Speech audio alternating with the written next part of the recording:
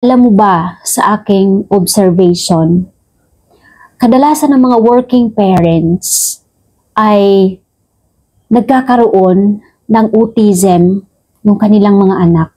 Bakit? Kasi yung mga anak nila ay inaasa sa mga katulong.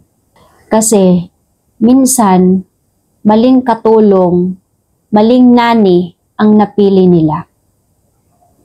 Kaya advice ko sa mga kumukuha ng nani, kumukuha ng katulong, dapat may requirements kayo na yung may kaalaman, marunong sumulat, marunong bumasa, at marunong kung paano i-handle ang life.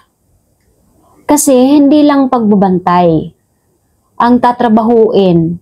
Tinatawag nga na katulong dahil matutulungan kayo. Na kahit wala kayo, busy kayo sa trabaho, pero yung anak ninyo nagagabayan ng maayos ng inyong katulong.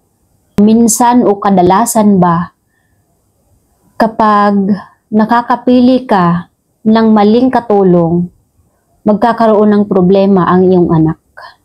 Sa mga future mommy dyan, kung magiging working mom kayo in the future, working parents kayo, dapat pumili kayo ng katulong na makakatulong talaga sa inyo.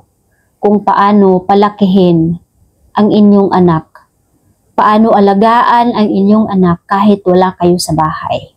Pwede ninyong i-background check yung inyong kukunin o kaya yung pamilya nila. Kasi malaking tulong, maganda yung historya, yung background ng pamilya na makukuha ninyo.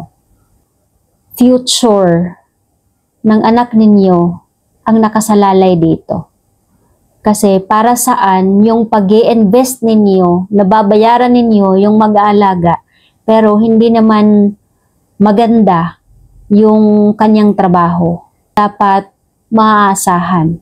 Maaasahan meaning may kalidad, may quality yung kanyang pag-alaga na magkakaroon ng magandang aral para sa anak mo.